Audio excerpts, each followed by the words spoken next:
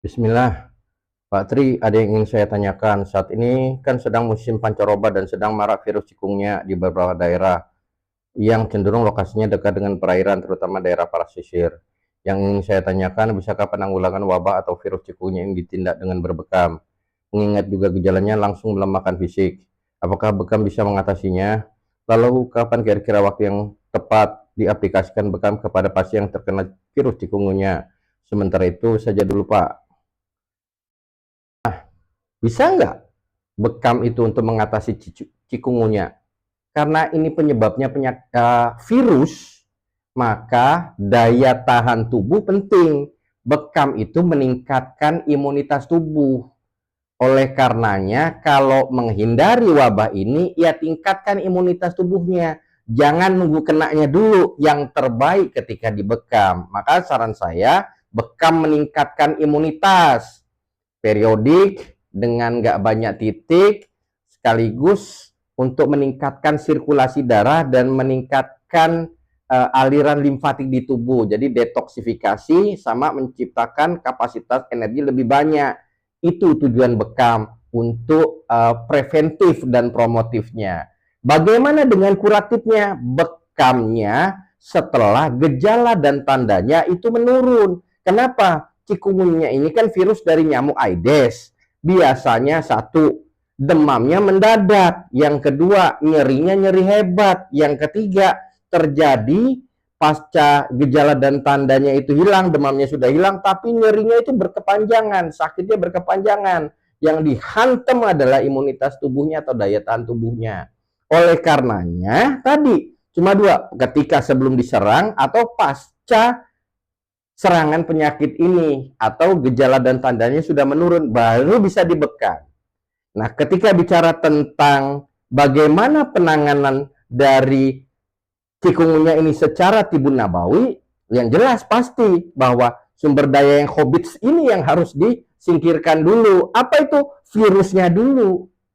Nah, ketika bicara tentang virus, untuk menghilangkan faktor penyebab penyakitnya ini, itu bisa dilakukan dengan dua cara. Yang pertama, meningkatkan imunitas tubuh kita. Setelah redanya mereda gitu ya, dengan bekam untuk meningkatkan imunitas, seperti tekniknya untuk anak remaja atau lansia. Tekniknya seperti itu. Yang bisa ngusir virus itu antibodi, aktivasi sel T sama sel B-nya.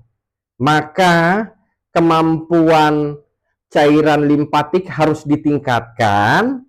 Yang kedua, kemampuan timus untuk memproduksi sel T spesifik untuk virus cikungunya ini juga harus ditingkatkan. Yang kedua, penyebab penyakit berikutnya adalah toksitas atau sampah-sampah metabolisme akibat inflamasi.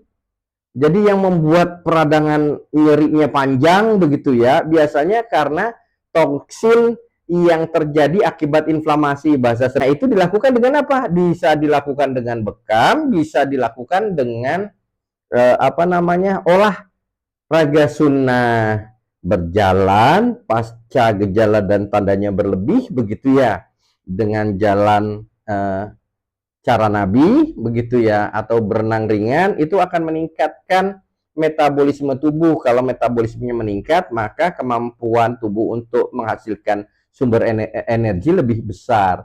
Dia punya kemampuan bertahan terhadap serangan penyakit dan ngusir penyakit. Itu yang kedua, tingkatkan sirkulasi cairan limfanya, karena di situ ada sel T spesifik yang tugasnya adalah makanin sel-sel yang sudah terinfeksi virus tadi. Gitu. Itu yang pertama, bagaimana menghilangkan faktor penyebabnya. Yang kedua, ketika sudah terjadi pertempuran tuh antara sel T, sel B-nya atau sistem imun spesifik tubuh kita dengan virus ini tadi, pasti terjadi kerusakan. Biasanya kan makanya nyerinya berkepanjangan, itu di otot, di sendi, bahkan di sistem cerna kita. Maka gantikan bagaimana terjadi butuh yang namanya revitalisasi sel dengan tadi sumber daya yang baik, yang toib, yang masuk ke dalam tubuh. Biasanya satu, enzimnya Yang kedua adalah elektrolitnya. Nah, pada saat contoh misalnya begini, pada saat lagi kumat gitu ya, lagi demam tinggi, lagi nyeri hebat, itu cuma dua yang dibutuhkan enzim. Misalnya nih, madu. Ketika ada nyeri hebat, tugas kita bagaimana menurunkan metabolisme tubuh yang bersangkutan yang lagi berlebih supaya gejala dan tandanya berkurang. Ingat ya. Jadi kasih asupan-asupan yang bahasa sederhananya melambatkan metabolisme. Itu terdapat di vitamin dan mineral. Makanya penting air kelapa dicampur madu karena madu itu uh, sumber tenaga yang paling cepat gitu kan, karena metabolisme meningkat butuh yang namanya sumber tenaga dan cairan. Yang kedua elektrolit itu ada di air kelapa, tinggi mineral, sehingga metabolisme bisa dilambatkan, gejala dan tandanya berkurang itu. Nah, yang ketiga itu bagaimana, karena biasanya nih ketika terjadi serangan biasanya imunitas juga menyerang berlebih itu karena perutnya nggak seimbang, makrobiom atau ekosistem di perut. Maka benerin perutnya juga. Jendela puasa sama jendela makannya itu harus diseimbangkan. Kalau perlu jendela puasanya lebih panjang. Yang kedua isi probiotik sama prebiotik. Dan yang terakhir adalah karena kita tahu ya, yang diserang itu sendinya, yang diserang itu ototnya, yang diserang itu sistem cernanya, ya benerin di situ. Maka penting tuh minum temulawak, kunyit gitu ya. Kalau saya biasanya kalau demamnya sudah hilang, kunyit 3 siung diparut, ambil airnya, dikasih madu begitu ya. Kemudian diparutin perasan wortel karena dia antioksidan tinggi kan, penyebabnya adalah virus ya. Yang kedua adalah dikasih madu 2 sendok sama kuning telur ayam kampung dikocok, itu diminum. Itu biasanya untuk perbaikan jaringan cepat ketika dalam proses pemulihan demamnya sudah hilang. Tapi kalau untuk jangka panjangnya tadi jaringan kolagen, jadi ceker ayam, kepala ikan itu yang harus dikonsumsi. Karena berikutnya rebalance. Jadi kalau ada orang sudah sakitnya lebih dari seminggu itu biasanya emosinya drop, nggak seimbangnya sistem saraf simpatis dan parasimpatis tubuh. Maka bagaimana menyeimbangkan imunnya, menyeimbangkan hormonnya, menyeimbangkan emosinya, saling terkait ini.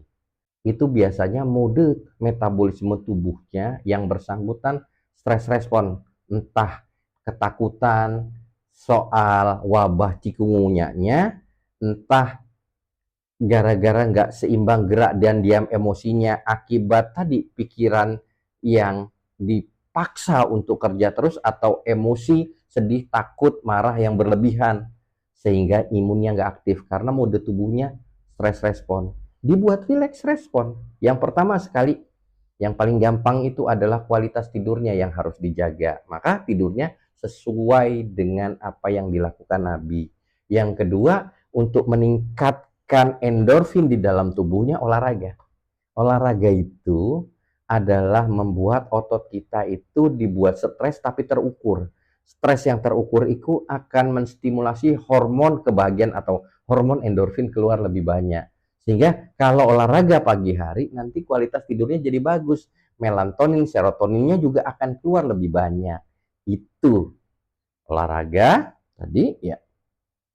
Yang kedua adalah kualitas tidur, dan yang ketiga bahwasanya begini, kalau kita sedekah, kalau kita senyum, kalau kita tahajud, itu adalah ibadah-ibadah yang punya kemampuan terapeutik untuk penyakit-penyakit kronis dan degeneratif.